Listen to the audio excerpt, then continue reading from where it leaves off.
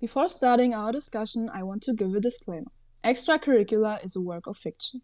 The characters, depictions, and events are all fiction.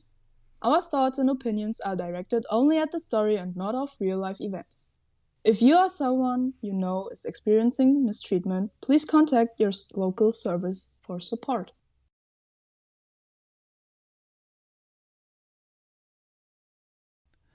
You're listening to K-Drama Club on the SojuTalk Nation podcast feed.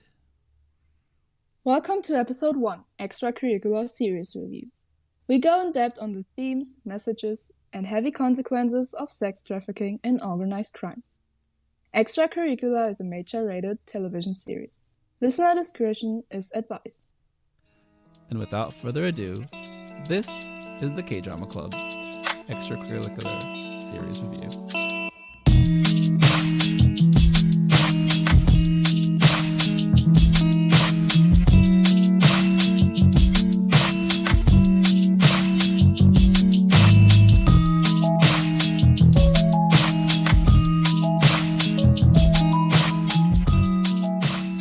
I watch Korean dramas to escape. I love the exaggerated stories set in Korea, and I'm always searching to find deeper themes and messages in a series. I had no idea what genre or what the plot was before starting Extracurricular, but after a moment of adjustment, I was captivated by the tension, unease, and dark psychological exploration of characters caught in extreme circumstances. The lead male is unlikable. The lead female is unlikable. The antagonists and villains are even more undesirable and despicable. And yet, underneath the gritty color palette and uncomfortable characterizations lies a story of searching for humanity. What lengths would you go towards for self-preservation? What would you do to feel alive? These are the questions that circled my mind as I experienced the series from start to finish. The story leans on extremes of the darkness people succumb to when they feel they have no choice in a world that is only set up to take away their agency. Yes, the characters all do bad things, but does that make them bad people? This is the question Extracurricular examines not just through the framing of prostitution or organized crime, but in the spiraling of events leading to despair and desperation. Ultimately, the question can be asked to the audience.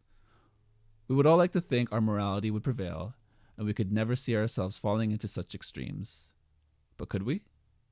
What circumstances and privileges in our lives provide the safety net to catch us from descending into the abyss? I watch Korean dramas to escape. The show is a work of fiction. Its purpose is to entertain. However, I see the story as an opportunity to explore the darker recesses of human psychology. I can confidently say it's unlikely that I would find myself in a life of crime depicted in this series. But it's fascinating and highly entertaining to imagine the stress, uncertainty, and the feeling of life hanging on by a thread captured in Extracurricular. Okay, cool. So what are your opening thoughts about Extracurricular? What are your big picture takeaways from the story? I think the biggest takeaway from the story is just that there are people in society that do these kind of crimes, and which I don't experience, I don't get into contact with, but the society needs to change to help these people to get out of these situations. And for in this example, it's high school students underlying the pressure of school and to get in a good university, and you could just change that whole school system to help them. Right. Yeah, that was kind of one of my takeaways as well, where it seems like it's a systemic issue.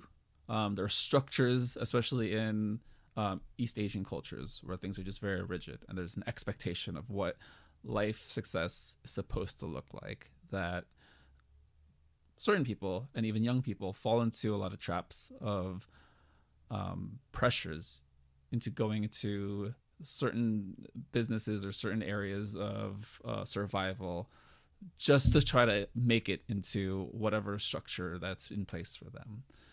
Thinking about the age of the characters and the portrayal of kind of serious adult themes and scenarios and situations, how did you feel watching this drama from the lens of a teenager yourself?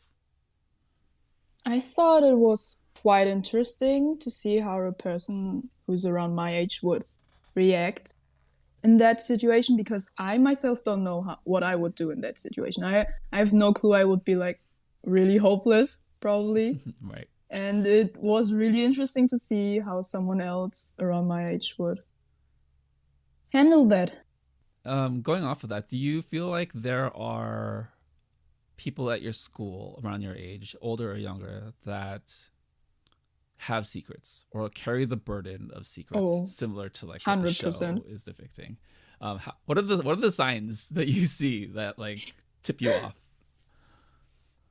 I don't know. It goes from, I don't want to say simple bullying, but like just harassing other students to, I know that there's like drug problems and secrets around that in my school. So it's not like I've zero contact with that.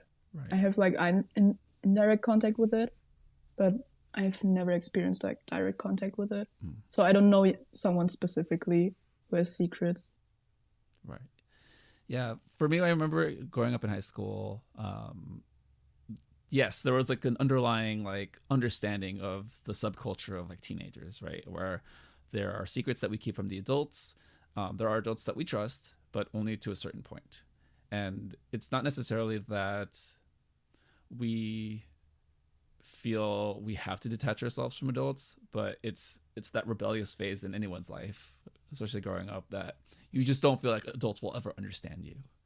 And one of the main characters is a social studies teacher, and he is a really grounding figure. Like, he is a very good person, and for the most part, he's the only likable character in the story. He's the only person that can actually help the students, and yet nobody goes to him for help. And I guess like my question for you is, why do you feel like there is that detachment with adult figures who could help you in this show specifically? And this show, I would say, for instance, I not for every character that's like the main point of the show, but I guess all of these kids just don't trust adults because of their past. So Gyuri, for instance, probably just projects her feelings towards her parents to every other adult she meets in life. Jisoo has been also left alone by his parents. For Minnie, I don't think we know her specific background, right? Do Right. we? I don't think so. No. All we know is that she is in a house with the other escort workers, and that is her family. That's her surrogate family. Yeah. Yeah. Yeah, I just find it really interesting in the show that, yes, like the main focus is the children, as the teenagers, right? But there's a lot of trauma and there's a lot of history that they slowly introduce to you as to why they have such mistrust over adults and such mistrust over how to control their and direct their lives, right? So the last question I have for you for our opening section is, how did you connect with the societal messages? And you kind of touched on this already, but you said that there was a lot of pressure, especially in East Asian cultures. Do you feel that type of pressure in your own life? Yes, like we don't live in Korea, but we're both people of Asian culture, Asian heritage. Do you feel any of those kinds of pressures, or do you feel distant from them? I feel a lot of that kind of pressure because my parents are just really want me to have a good future, so they kind of not directly pressure me, but I feel the pressure that I need to do well in school, get good grades, get into a good university. So yeah, I can relate to that in that aspect. Nice. Yeah, and those are the exact plot lines, right, that happen in the story, where its main focus is Jisoo and his business, running the online service for prostitution. But ultimately, it's this pressure of society, but also pressure of what adults want you to be. And a lot of the opening sequences in the first episode are the guidance counselor asking Jisoo what he wants to do. It's like, what do you want to be when you grow up? And he always just gives a very bland answer, because ultimately that's not what he wants. But he's still acting in a way to support himself towards whatever artificial goal that is set by the adults. So there is that disconnect. Me personally, yes, I am of Asian heritage, and it's more or less the same in the States, especially in heightened areas where it's primarily Asian cultures. So I live in California, and I live in a part. Well, I grew up in an area where it was primarily Asian families, and yes, the types of Asian cultures varied, but it was still very much directed in this idea of go to school, get good grades, get into a university, and everyone was on that same track. Some people were able to kind of just push forward and figure out life as they grew up. Other people fell off and dropped out of school, started working for themselves, and other people kind of just did things without direction, painfully. And this is kind of the underlying message of this entire series is that there are a lot of pressures on why someone would do something, but it's the extremes in how you express those behaviors. I guess now's a good time to move on into themes. So the way that we're going to structure the show is we're not going to review the entirety in chronological order. We're actually going to focus on specific themes and things we want to talk about that resonated with us, and then pick different scenes, different memories, different moments from the show that relate and connect, and talk about our experiences with that either in our own lives or what we saw in the show.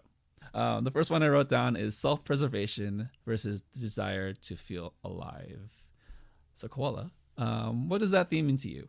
It's really complex.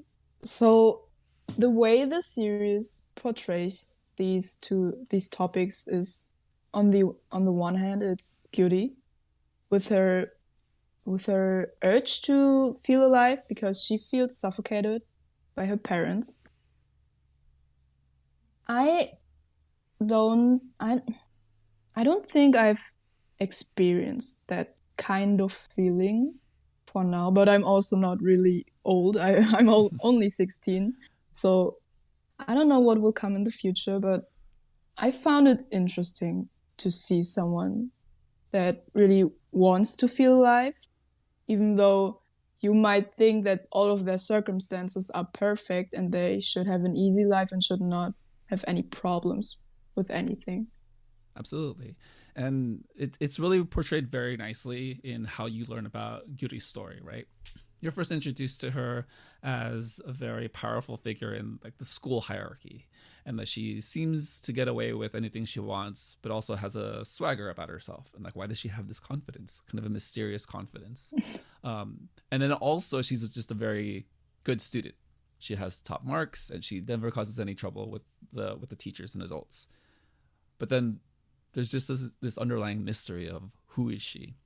So then we later find out that her parents run entertainment agency and that they actually manage idols and trainees. And then you find out that that's the life path that they want for her, is to take over the business. So they're introducing her to all these executives, letting her be part of the trainee process, letting her be part of the behind the scenes of how the business is run. But that's not what she wants. And it's just really interesting that you would think that her life is just so set up where she's going to be ultimately successful and that she has nothing to worry about with money or resources or influence. And yet all of that is not hers. And she feels dead inside. She feels like her life has been planned and she just has to follow it. One of the darker moments we find out later is that she attempts suicide. She talks about the story, and I think it's her mom that brings it up when she's in the car with Jisoo, about her slashing her wrist, and it's pretty graphically depicted and explained in the show. I won't go into too much detail here, but it's one way for her to regain control of her life. She's unsuccessful, obviously, so she's part of the story, but it tells more about what those type of structures mean to a person, and that yes, like on the outside, one person can look very look like they have their life put together, and yet there's a lot of internal things that can cause anyone to break or to twist. And what are the external factors that we're looking for to feel alive. The opposite of that would be this idea of self-preservation, right? And Jizu feeling like his life is so hard, but also understanding that there's a path for him to be comfortable, a path for him to be successful. And that's through this ingrained cultural idea of education and finding a job. But in order to do that, you need money and resources. So what do you do when you have no support system? So I wanted to ask you, what does that mean to you in the story of why Jizu fell into this business of running the escort service? And what does that mean for self-preservation and him wanting to just be a person? It's the more you get to know him, the more you see and you can understand that he's really obsessed with it. He wants to have good grades. He wants to not to worry about money or anything later on, to just live a normal life, you would say. And at some point, I don't know if it's that good for him, because, okay, I get it. He wants to get his life structured. He wants to have everything set up. But I don't know if by the end of the show that was still the thing that he wanted to. Right. And it's interesting that they used, well, not they used, but that they set up Jizu and Gyuri as essentially two sides of the same coin, right? Where it's complete contrast of what they have in life, but they're also pulling and pushing towards each other because they want what the other doesn't have. But then it's that idea of once you have that thing you want, whether that's Jizu wanting security and his life planned out, or Gyuri wanting control over her situation, it never completely works, because the device or the avenue in which like you go to accomplish that is this very dark seated situation, right? And that's sex trafficking, controlling other people. So both of them in a way want this control over their life, and they're expressing that through this business where it's essentially controlling other people.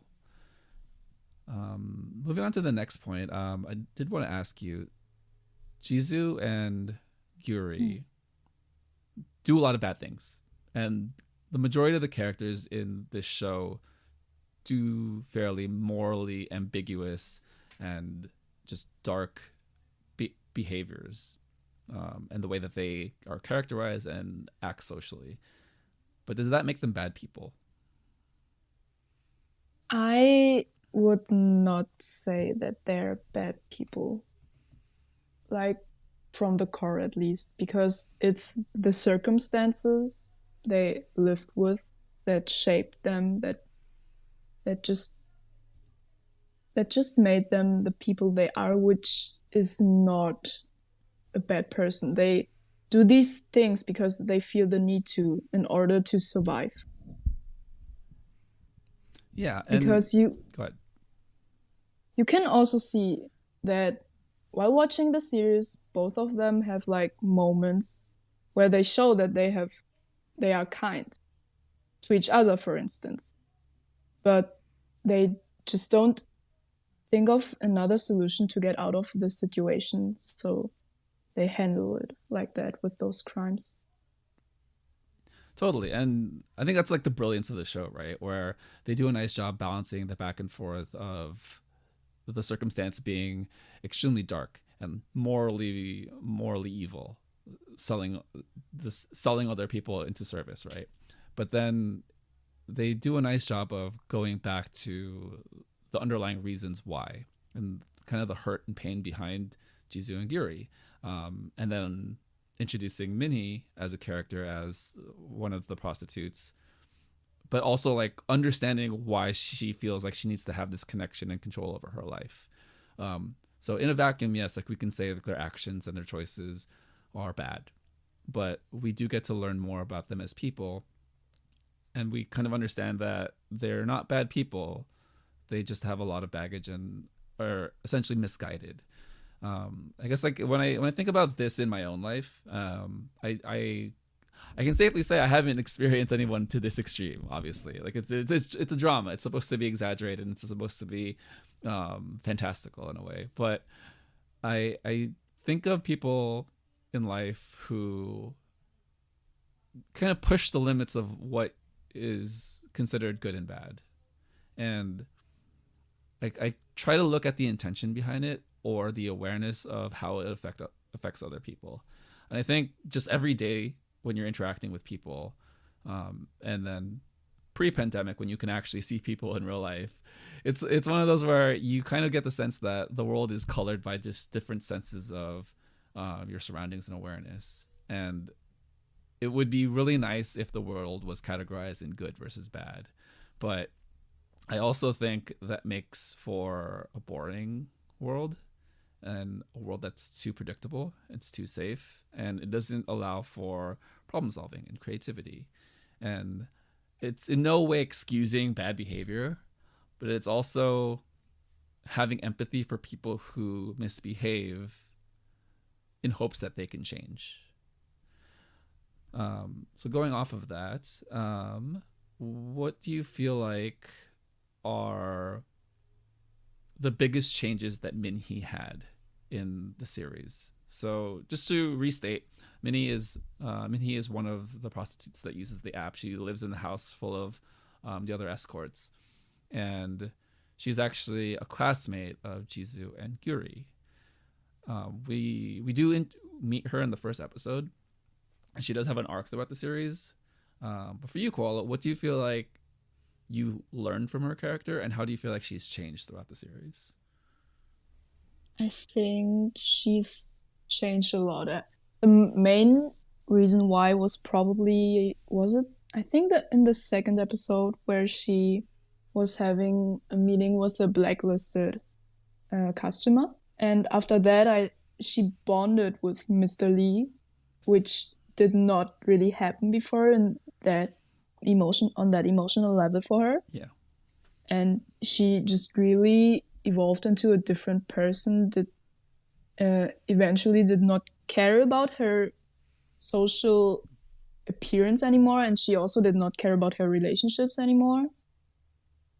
And I think in the last episode, she showed a lot of strengths for recording what Jisoo said, and it also shows that she wants to change something, and she also realizes that what has happened is bad, and she needs to do something to end it the best it could end in.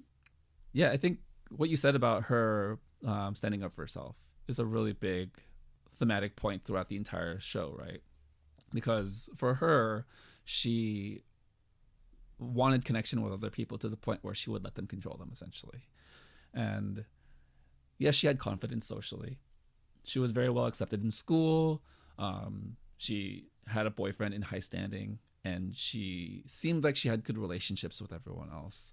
But ultimately, all of that was never because of the person who she was. It was other reasons, whether it was money, whether it was the way she treated people, whether it was the way that she kind of manipulated her way into the hierarchy, but it was never genuinely who she was as a person that they cared about. And I think she learns that throughout the series, that it's really that internal struggle of showing the goodness in who you are, not just to gain something, but unconditionally. And I think a lot of that had to do with the relationship she built with Mr. Lee. So for the listeners, Mr. Lee is the bodyguard. So the service that Jisoo runs essentially is a third party where Jisoo connects the escorts with their clients, but then also is using Mr. Lee, also known as an old man, as the security service, where he stands by just in case something happens, and the escorts can click a button on their wristband to call for help. We don't really know his background to the fullest extent. We do know that he was homeless a year prior to Jisoo starting the business, but it does seem like he has military background, that he is a toughened character. He's a person who has gone through a lot in life, and he has resigned to a life of homelessness prior to being given this purpose. Going back to Minhee, her relationship with Mr. Lee, to me, was two things. It was being seen by someone more than just being seen as more than just an object of affection, right? And also being given that confidence to stand up for yourself. So by the end of the series, just like you said, she sees herself as being more than this object, but then also knows how to take control of the situation and kind of just put herself in a position to move forward and move past the control of other people. Do you have any other thoughts about Minhee? No. All right. I guess the next thing we can talk about is this theme of identity. We've already talked about Jisoo and Yuri. We talked a little bit about Minhee, and we also talked about Mr. Lee. All of them seem to have formed their identity because of this circumstance. I guess my question to you is, why do you feel like these characters felt so attached to these events, and how did their identities change when they could no longer be part of this business? Wait, let me think a minute. Yeah, while you're thinking, I can kind of like go into it a little bit. So, to me, the idea of identity is how you ground yourself, what you base yourself in, the reality that you make, and it's this way of navigating people and your environment and your experiences based on how you think about yourself. So for me, the way I see Jisoo is that he sees himself as a person who is goal-oriented to fit the societal structures of success, education, and then working.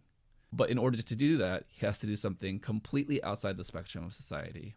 So there is that internal conflict. And I don't think he's able to fully develop his identity until near the end of the series, when all of that is taken away. Same thing with Yuri. I feel like her identity is grounded in this very structured path that her parents want her to be.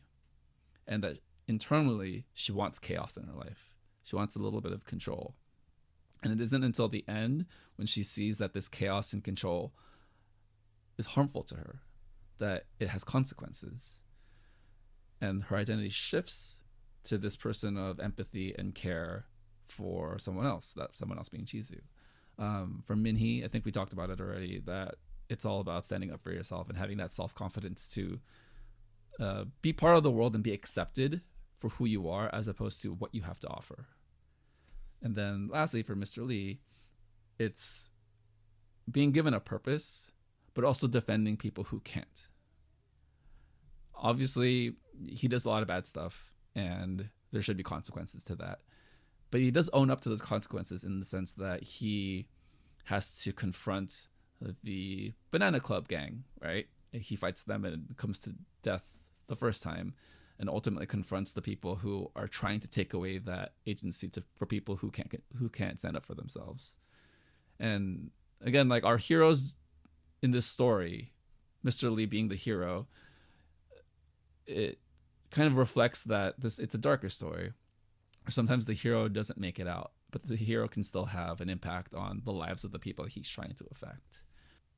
So I guess going back to you, Koala, I guess what is your idea of identity within the show, and how do you define identity for yourself? So for the show, I would say I would agree with you that the business is a major point, which led to how all the characters ended up and which identity they had in the end, and it also that their identity also only fully evolved, you could say, in the last episode after everything was it wasn't settled, but it was leading up to a final climax. And for myself, identity is a really complex word, I would say, because I would say I have different identities depending on which environment I'm facing right now. If that makes sense, does it? Yeah, totally. I understand that. I understand what you're saying. Yeah, because I mean, we all shift how we interact with other people, right? And we all identify differently depending on our circumstance and environment. So I guess as far as the show relates, do you see the characters shifting their identity depending on their circumstances? And who do you feel like you relate to most? Who does that? So you can totally see that their identities shift depending on how well the situation is going right now, what their situation is, whether they're having a problem or not. And I think, wait, would I think it would be, I don't think I fully relate to any of these characters, but I can relate to Jisoo the most, I would say. Yes. Yeah. Nice. I think that's my answer. Yeah. And it does kind of see, there are a lot of examples of Jesus shifting his identity and also kind of adapting, right? And the premise of the show sets him up as obviously this unlikable protagonist where he's doing something that's extremely just like seen as bad. But he does make a lot of choices that show that there is goodness in him, that there is an underlying sense of morality. And the way that he has to navigate his social awkwardness, and then he has to be confident on the phone, and then he has to try to figure out the business side of things in person with Gyuri, and then also trying to solve the mystery and like put the puzzle pieces together. It shows a lot of resilience. And I think by the end of the series, he's able to at least have some semblance of a more confident person. But I think ultimately his underlying identity still falls into a very introspective, thoughtful, calculated person. I mean, there's a lot of scenes where he's doing accounting, right? And at that point in life, I think he's like 17 or 18. Do you remember? I think, yeah, 17 should be right. Yeah. And this might be just the failures of like the U.S. education system, but I can tell you, I wasn't accounting and putting spreadsheets together as well as him, or even anything close. I mean, nowadays it's obviously there's so many resources to find ways to do it, but I mean, it's also initiative and drive, right? And I feel like he has those things. It's just how do you put those together in a way that benefits people as opposed to taking things away from people. And I think that's like the ultimate like question of the story, where you can understand why someone would feel so disconnected from who they are that they have to find something to give themselves purpose. But it's what you find to give yourself purpose that kind of determines where you stand ethically and morally. And I think that's a question of the story, where it's like, well, he's doing something really bad, but does that still make him a bad person? And that's up to the audience to decide. So moving on, I know we've talked about this idea of choice, and we've talked about this idea of self-preservation. I'll tie everything all together with how the relationships in the story reflect all of those things, right? So just quickly going over the main relationships that we do see. It's Jisoo and his dad. We understand that they have a lot of friction in their relationship. We don't really know the complete backstory, but it's safe to say that his dad's an asshole. So, and then we have Gyuri and her parents. So we did talk about like the pressures that her parents have on her. And then we have Jisoo and Gyuri and this idea of codependence. We have Minhee and her boyfriend, Kite. We haven't talked about him very much yet, but it's a very classic example of the toxic relationship. And then we have the students and the teachers, what that dynamic looks like. We touched on it a little bit on the adults at the school typically having good intentions, but also having no complete idea of like what is happening, right? And then we have the husband and wife dynamic at the Banana Karaoke Club. and also another example of codependence. So Koala, which relationship is most interesting to you? I think the most interesting one is the owners of the karaoke club, because we don't really get to know a lot of them about their background, but the way they act and handle things together just really makes me question a lot of things. Like the series shows that the wife cheats on cheats on him. You can also see that he, on the other hand, tries everything to satisfy her, but she does not care most of the time. After he dies, she seems like she is sad because she needed him to survive, but it there there was no sign of like sadness, in my opinion. And I'm just really curious as to how their relationship was in the beginning and how it evolved into something like that, which was shown in the drama. Right, right. That's a really interesting point that you brought up about like the detachment that the owners had for each other, the husband and wife. And that makes me think of this idea of a transactional relationship where you're only in it because you're getting something out of it. And yes, they're in business together, and there are moments where they do show affection, but for the most part, it does feel like it's a convenience because they are both in fairly illegal businesses, but they also know that they're good at doing it together. This also makes me think of transactional relationships with this whole underlying concept of prostitution and sex trafficking, right? Where you have a person who is willing to sell themselves for the service of someone else.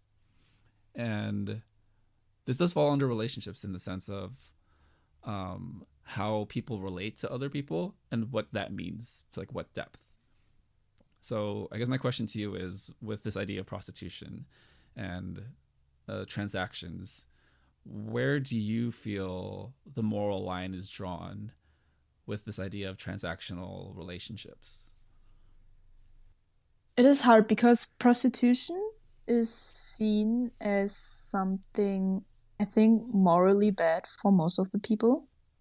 But if you think about it more, there is no big difference between that and the codependence of the husband and the wife of the karaoke club, for instance. And I think in both situations, you're just together with the person to get something out of it. And I would put prostitution on the same level as the codependence of either Jisoo and Gyuri or of the husband and the wife. Yeah, and that's a really interesting like parallel that the show kind of draws, right? Where it's very subtle, where the thing that draws you in is this whole idea of like organized crime and prostitution and sex trafficking. But what does that actually mean? And kind of the answer is, what does it mean to have a transactional relationship where two people are benefiting from it? And is there a moral line? Should there be a moral line? Should people care? And yes, like that's kind of the main reason why we have societal structures and culture, is to determine what is morally correct and morally just versus what is taking away someone's agency. But if the two people in the situation agree to it, then where is kind of it's very morally ambiguous. And then like you said with Jisoo and Yuri, they don't really like each other, but they also know they need each other. And they're caught in this very wild situation because of each other. And the only way that they can get out is this weird uncertain trust. Like one of the big points of like why that they even continue is Gyuri is very self-aware of her standing in life, what she has to offer, what resources she has. And Jisoo is also very self-aware that, well, he learns that sometimes you just can't work hard enough to accomplish what you need to. Sometimes you do need to take help, whatever help that looks like. And yes, he probably could have found a better way or a different way, but sometimes you're caught into a corner where there's no other options. He would have ultimately had to quit school and work full time. And that was just too much for him to give up. So, kind of wrapping up this idea of transactional relationships and relationships in general, with the backdrop of codependence. Me personally, and I think you're saying the same thing, we don't condone prostitution in any way. And again, this is a Korean drama. It's supposed to be exaggerated and heightened. But I think it does pose an interesting moral dilemma as to the transactional nature of prostitution. And that if both parties agree to it, should it be something that is seen as bad or illegal? And because it's seen as bad or illegal, does it also heighten the circumstances of the people involved? Yes, we would like to live in a world where evils don't exist, or at least the good guys always win. But oftentimes it's in these morally gray areas that people do the best they can, and then they fall into something else. And then they fall into an escalation of a situation. A lot of the show is built on this escalation where it's one small incident that grows further and further and further. So as we wrap up this discussion, I wanted to kind of highlight the end of the story. So kind of a summary of the end of the last episode is the Banana Club karaoke bar is out of business, and everything has gone wrong. And Jesus lost his business, and he's lost all the money that he saved. And Gyuri no longer wants to be in Korea. She wants to leave it all behind, and she finds a way to blackmail her family to do that. So both of the main characters now are in a situation where they can just leave it all behind. But we as the audience know that all of their actions have led to so much destruction and pain and chaos. So obviously there needs to be some kind of consequences. And it's done so in a way where it still makes you believe and hope that Jisoo and Gyuri are good people, but they do have to address the consequences that happen to them. There has to be consequences to their actions. So I guess my question is for you is, why does Gyuri go back to Jisoo, and what did you feel about what they ultimately had to deal with as far as the consequence of coming to near death at the very end of the series? As we have said, Gyuri and Jisoo need each other. And I think that's one reason why Gyuri came back, because Jisoo is the only person she really bonded with. You could maybe include the teacher, because he was also always a person in her life that has not done anything better yet. But one reason is that, and the second reason is maybe that she, in the end, felt bad for everything that has happened because of her in the beginning. And she maybe wants to face the consequences either way. Which, if you think about it, it's an open ending, so we don't know yet whether they turn themselves in or not. But I think both of them... Jisoo was already at the point where he would say he would go to the police. And I think with Gyuri by his side, they both could face the consequences eventually after all they've done. Yeah, totally. And the I guess kind of the direction that I saw the ending go into was this idea of growth that we talked about earlier. That these experiences have kind of pushed both characters to grow up and to kind of see that their actions have consequences. Their actions affect other people. And trying to take control of everything in your life isn't going to work. And that sometimes you have to kind of trust another person, not just for help, but also in areas that you completely have no idea of how to handle. And the ending was just that, right? Where Mm. yes, like Yuri comes in to save Jisoo, just because like the way shows are structured, right? Where you're supposed to have like the two main characters essentially walk off together. But like you said, it's an open-ended ending. We don't really know what happened after the blood trail down the stairs, right? We can kind of assume that Jisoo's dead, but at the same time, he's most likely not dead. But then what does that mean for him in the future? Like what trauma and psychological effects does that have on him as a person? And I mean, will that lead him to trust Gyuri at all? Maybe, maybe not. Um, just going off this idea of a second season for this show, it would be interesting to see how all of these events affected both of them, and if they've learned from it. To have a second season, you kind of want a repeat of a lot of mistakes of the characters. But how can you escalate this situation in a way that isn't just saying that the characters haven't grown? Or is there a way to push the characters into an older space, but then also kind of interact as youthful, naive kids? And I think it's just a nice hope and like set of questions as to where the show could go in the future. So closing thoughts.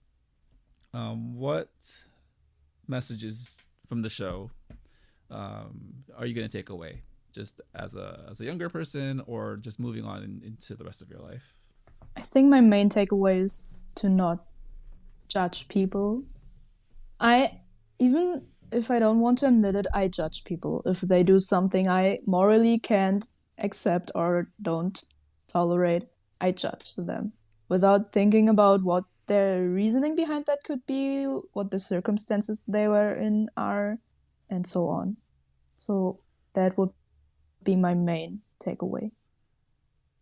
Yeah, and actually, I had a different answer, but then now that you say that, that's probably my main takeaway too.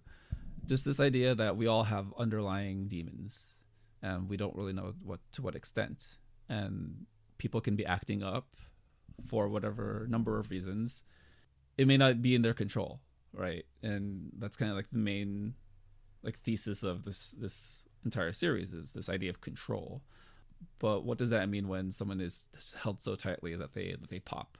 Or the only way to kind of release this like internal struggle is to kind of be a jerk, or to put people off, or to ignore people, or even if you're an introverted person, to reject and withdraw from people, right? Like, what are those patterns of behavior signal when you meet someone else? And are those barriers enough to keep you from learning and getting to know someone for who they are? And I think with this show, I think I still think that the characters are unlikable, and it's set up for that reason, where you're conflicted in following these characters do really bad things. The intention is that you reflect on how this type of extreme is more common, but in different contexts in real life. Like we're not all going to be interacting with organized crime or just like something as extreme as prostitution, but there are parallels to the way people act and circumstances in real life that you can kind of take this idea and say like, okay, like this will give me a moment to step back and empathize maybe, or try to understand and learn, or not to jump to too many conclusions. And I think that's like one of the big messages of the story is, yes, like we are experiencing something that's very heightened and dramatized, but what does that actually mean for people who may be struggling with these internal things? Maybe not to this extent or scale, but how am I as a person going to understand and relate to someone else who shows signs of struggle, right? And oftentimes we think of like going up to random strangers and like saying, how's your day and how are you? But it doesn't always have to be that way, right? It can just be someone that you know. It can be someone who you talk to every now and then who gives you a certain kind of answer, and it's up to you to be mindful and pick up kind of those signs. I think for me, this show and this conversation in general, so I thank you a lot, Koala, has helped me be more mindful and reach out to people who may be struggling, or at least who show signs of struggle. And struggle means something different to everyone in their life, wherever you are in life and whatever circumstance you're in.